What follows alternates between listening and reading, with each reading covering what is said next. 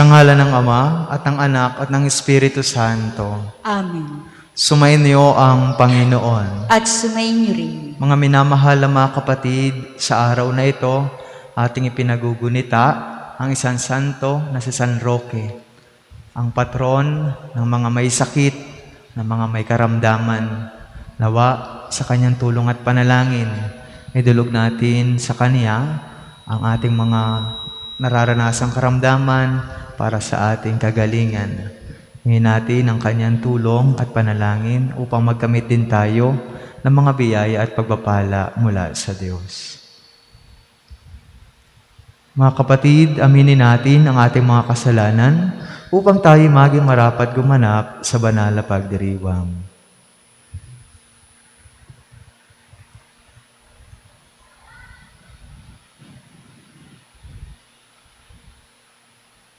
Inaamin ko sa makapangyarihang Diyos at sa inyo mga kapatid, na lubha ako nagkasala sa isip, sa salita at sa gawa, at sa aking pagkukulang.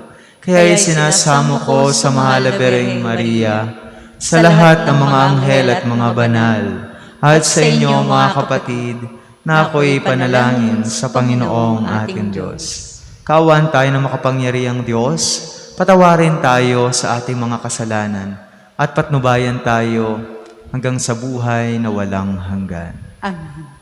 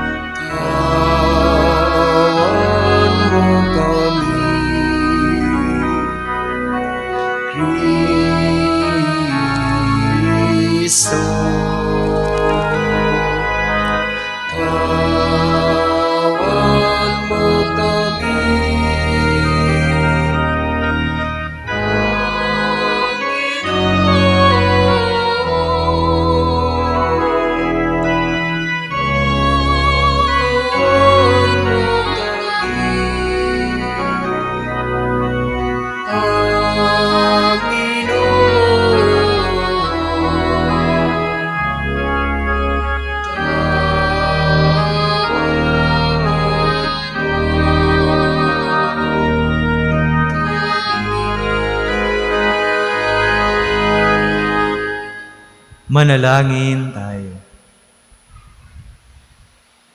Ama naming makapangyarihan, ikaw lamang ang banal at walang mabuting iiral kundi dahil sa iyo lamang. Pakundangan sa pagdalangin ni San Roque, ipag-utos mong kami mamuhay nang di tapat makabawas sa iyong kadakilaan. Sa pamagitan ng Jesucristo kasama ng Espiritu Santo magpa sa walang hanggan. Amen.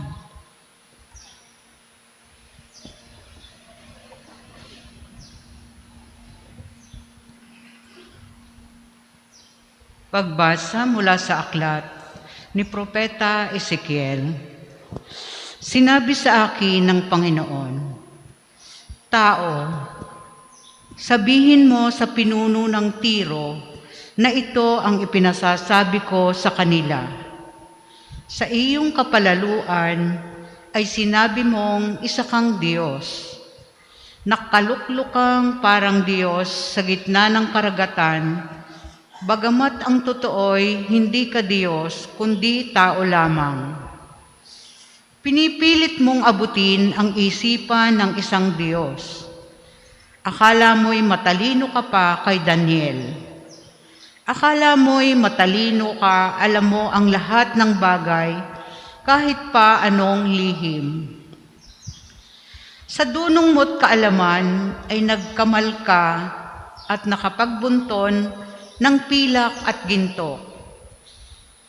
Sa iyo ngang nalalaman sa larangan ng kalakal, patuloy na lumaki ang iyong kayamanan. Dahil dito, naging palalo ka. Kaya naman, ito ang ipinasasabi ng Diyos na Panginoon. Pagkat pilit mong ipinapapantay sa Diyos ang sarili, ipalulusob kita sa pinakamalupit na kaaway sa daigdig. Wawasakin nila ang lahat ng ari-arian mo na pawang kinamtan sa tusong pamamaraan. Ihuhulog ka niya sa lalim ng walang hanggan. Papatayit ihahagis sa pusod ng dagat. Sa harap kaya ng mga papatay sa iyo, ay masasabi mo pang ikaw ay Diyos? Noon mo malalamang ikaw pala ay tao lamang at may kamatayan. Parang aso kang papatayin ng mga dayuhan. Akong Panginoon ang may sabi nito. Ang salita ng Diyos. Salamat sa Diyos. Salmong tugunan. Nasa pasya ng may kapal ang buhay at kamatayan. Nasa pasya ng may kapal ang buhay at kamatayan. Ipinasya ko nang sila'y lipulin at pawiin sa alaala ng madla.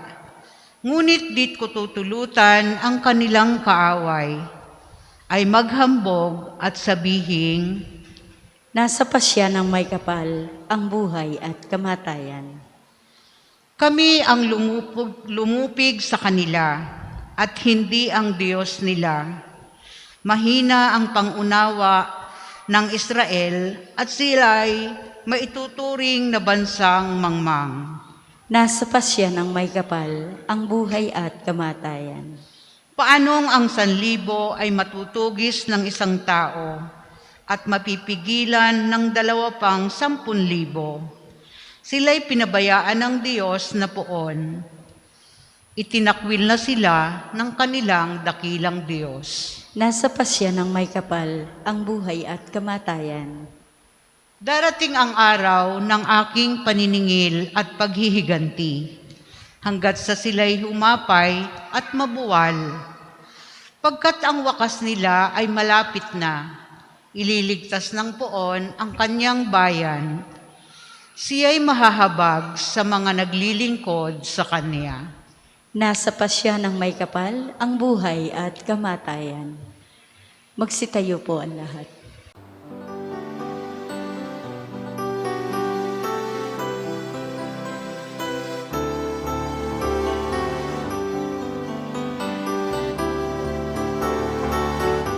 Hallelujah, hallelujah, hallelujah, hallelujah, hallelujah,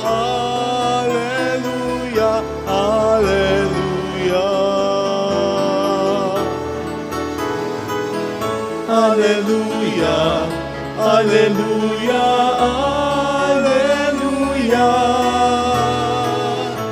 hallelujah. Hallelujah, hallelujah, hallelujah.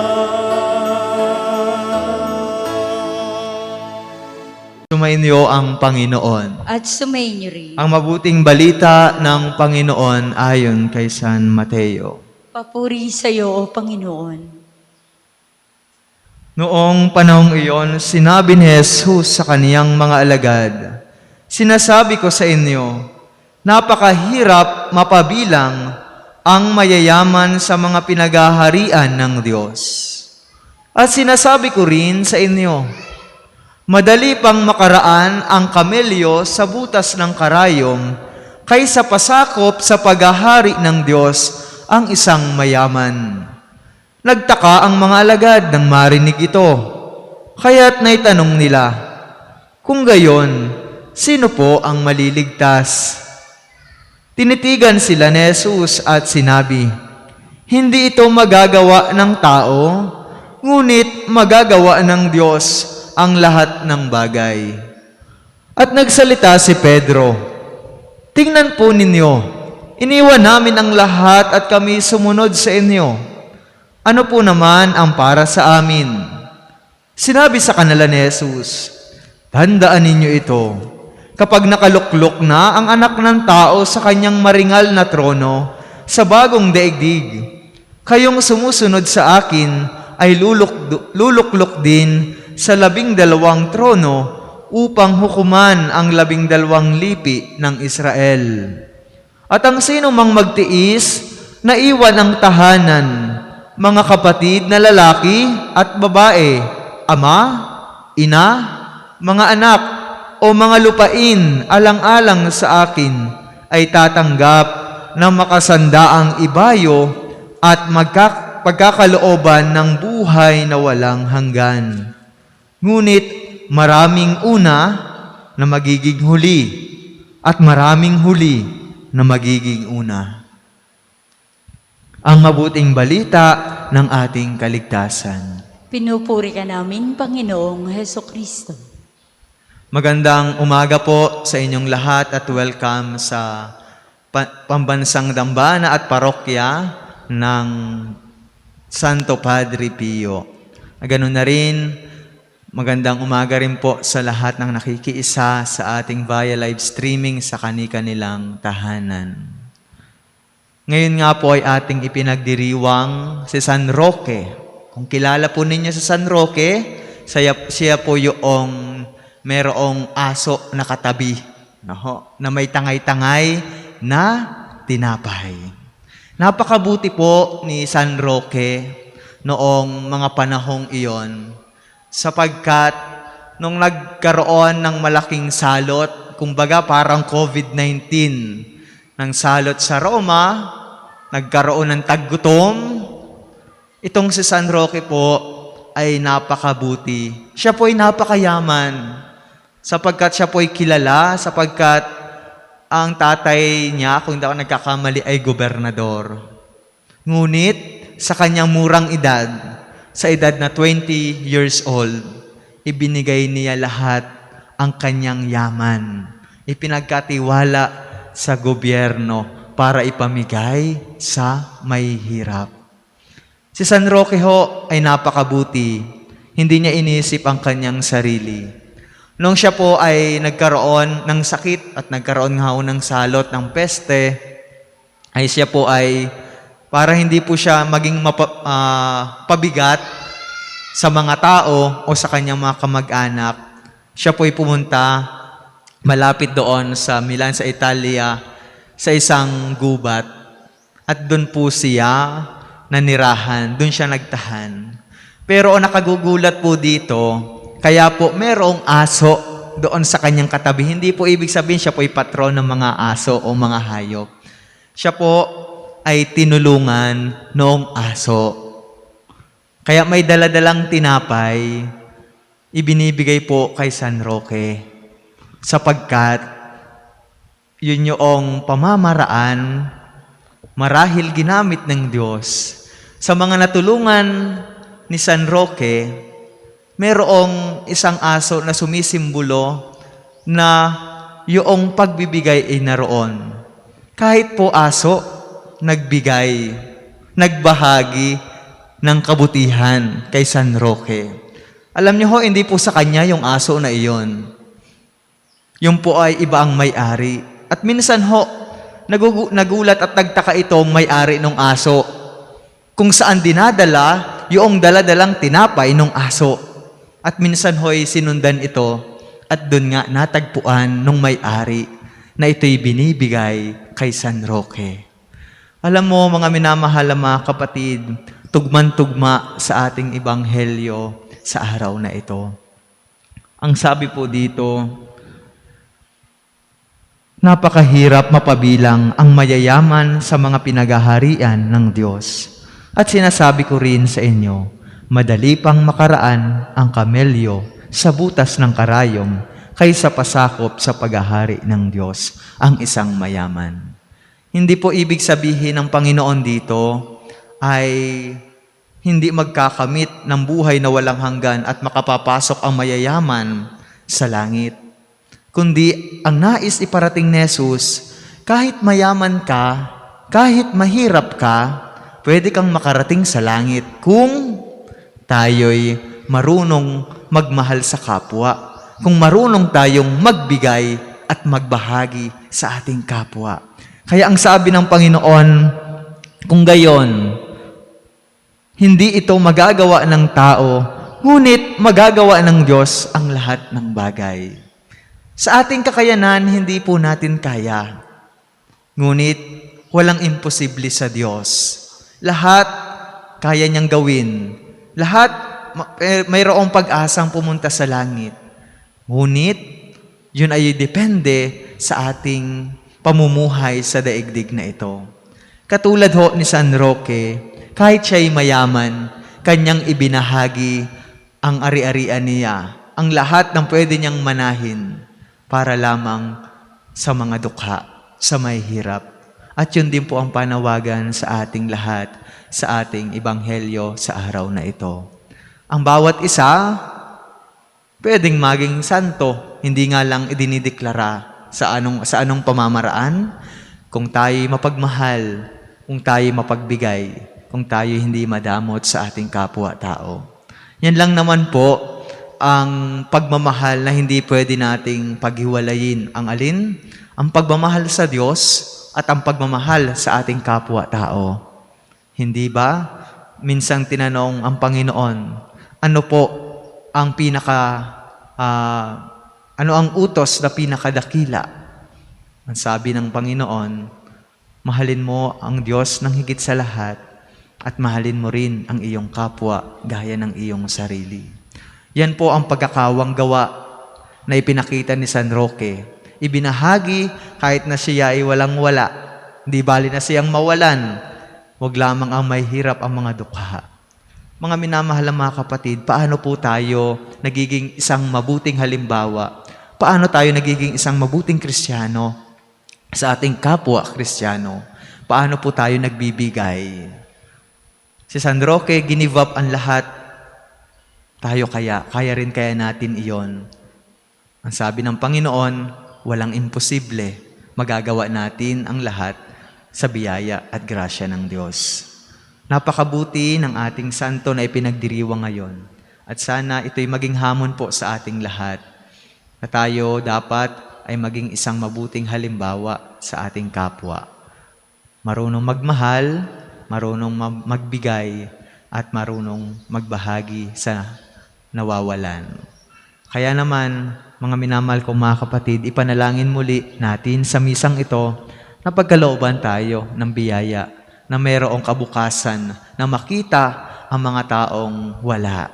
Kung tayo naman ay nakaluluag-luag, kung tayo naman ay mayroong mga extra, mayroon tayong mga kita, maaari tayong magbahagi. Sa lahat ng ating ibinabahagi, mayroong gantimpala. Kagaya ng nabanggit ng ating Panginoong Hesukristo sa bandang huli ng ating ebanghelyo. Ang sabi dito, tatanggap ng ibayo, tatanggap ng biyaya o ibayong pagpapala ang lahat na nagpapakita ng kagandahang loob sa ating kapwa-tao. Kaya naman ito pong hamon sa atin, nawa tularan natin si San Roque sa kanyang mga kawang gawa na ipinakita sa atin.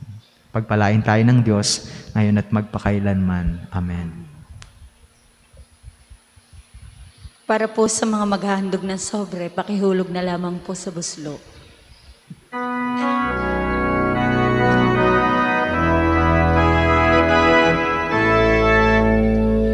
Itong tinapay at alak nagmula sa'yo, huling inihain sa kabutihan mo, huli na tanggapin alay sa'yo. Pasasalamat ng puso.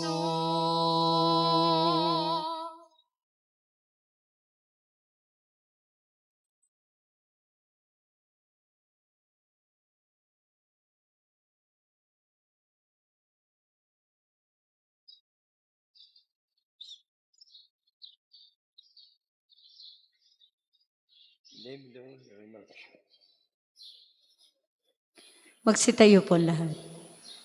Manalangin kayo mga kapatid upang ang paghahain natin ay kalugdan ng Diyos amang makapangyarihan. Tanggapin nawa ng Panginoon itong paghain sa iyong mga kamay, sa kapurihan niya at karangalan, sa ating kapakinabangan at sa buong sambayanan niyang banal.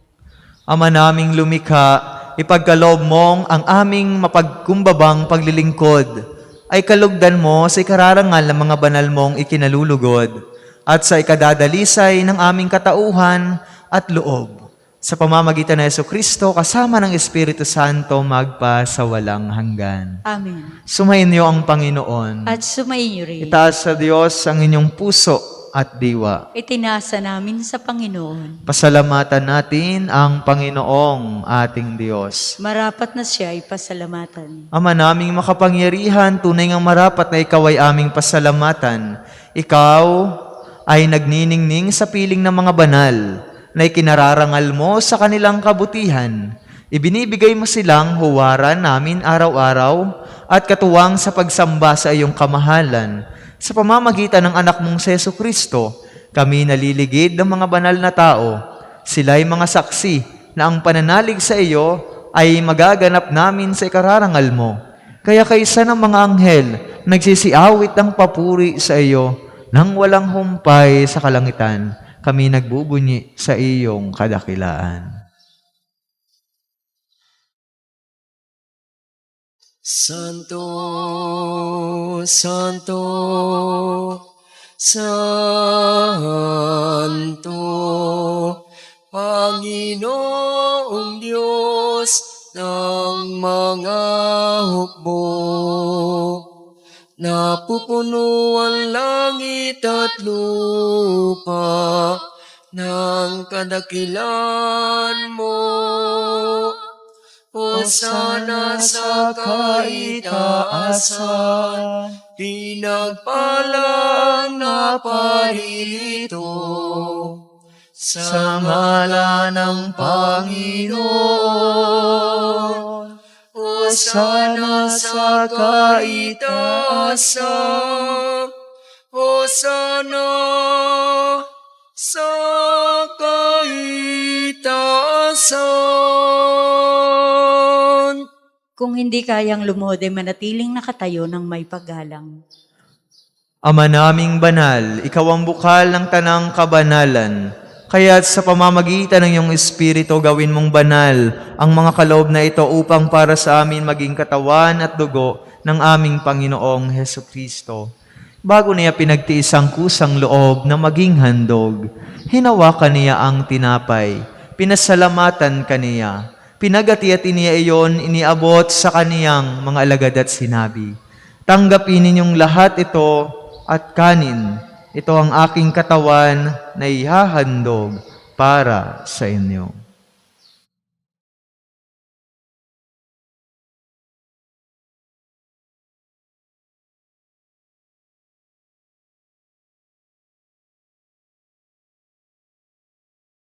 Gayon din naman, nung matapos ang hapunan, hinawakan niya ang kalis, muli kaniyang pinasalamatan. Iniabot niya ang kalis sa kaniyang mga alagad at sinabi, "Tanggapin ninyong lahat ito at inumin. Ito ang kalis ng aking dugo, ng bago at walang hanggang tipan. Ang aking dugo na ibubuhos para sa inyo at para sa lahat, sa ikapagpapatawad ng mga kasalanan. Gawin ninyo ito sa pag-alala sa akin."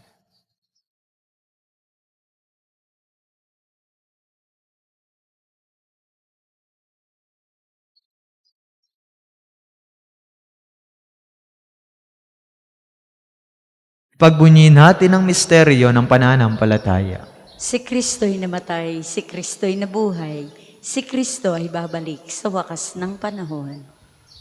Ama, ginagawa namin ngayon ang pag-alala sa pagkamatay at muling pagkabuhay ng iyong anak.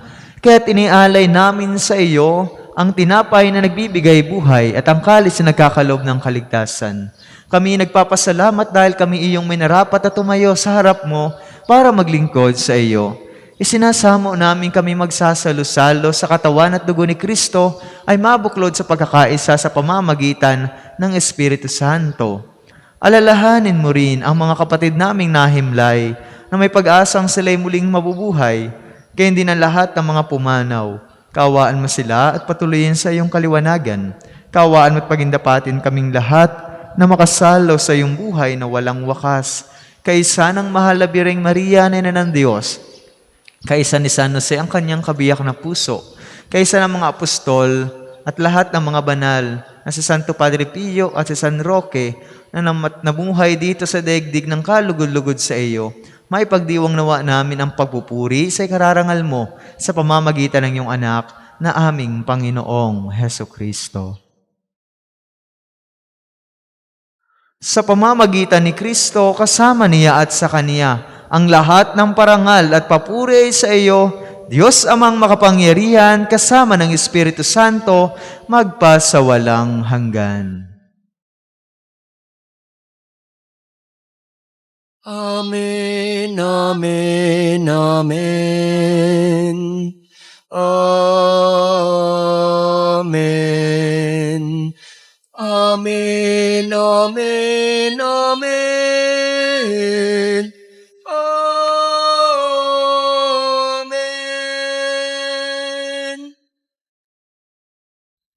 Sa tagubili ng mga nakagagaling na utos at turo ni Jesus na Panginoon natin at Diyos, ating ipahayag ng lakas loob.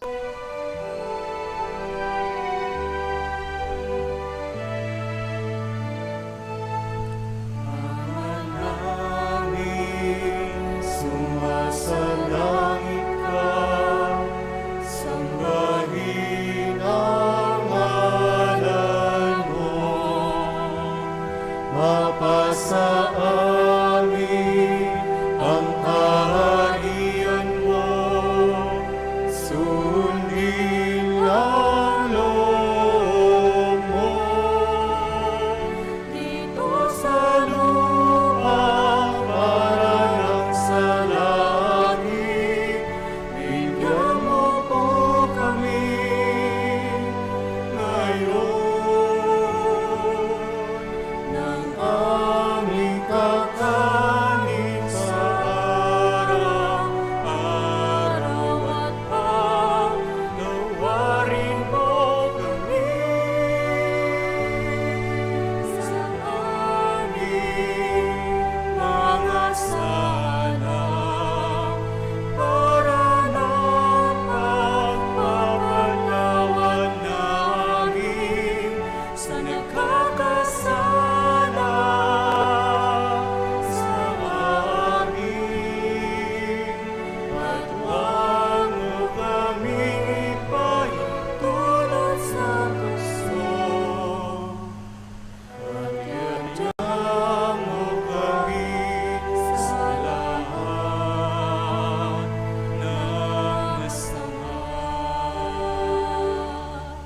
Inihiling namin kami adiya sa lahat ng masama, pagkalooban ng kapayapaan araw-araw, iligtas sa kasalanan at ilayo sa lahat ng kapahamakan. Samantalang aming pinananabikan ang dakilang araw ng pagpapahayag ng tagapagligtas naming si Heso Kristo. Sapagkat iyong kaharian at ang kapangyarihan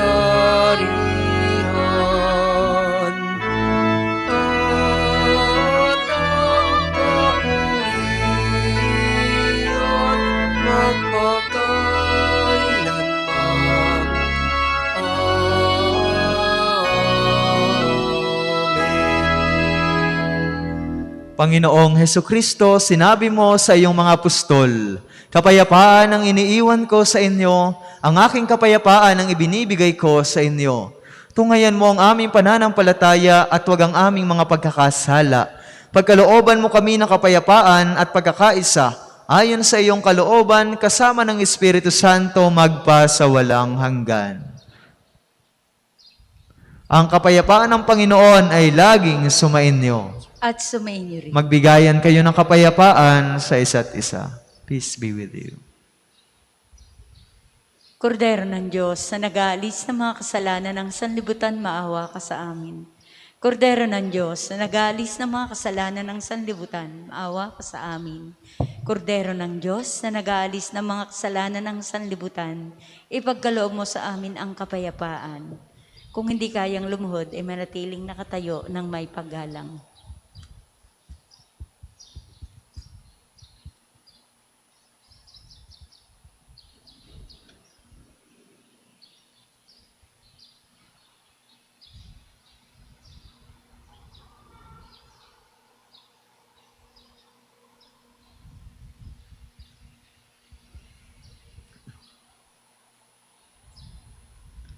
Ito ang kordero ng Diyos.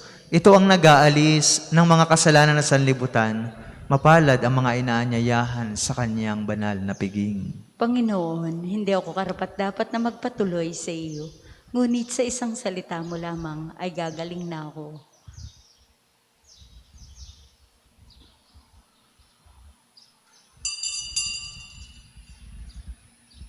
Magpapahayag tayo ng pananampalataya sa katawan ni Kristo na ating tatanggapin sa pamamagitan ng sabay-sabay na pagsagot ng Amen. Hindi na individual ang pagsagot ng Amen. Katawan ni Kristo, Amen.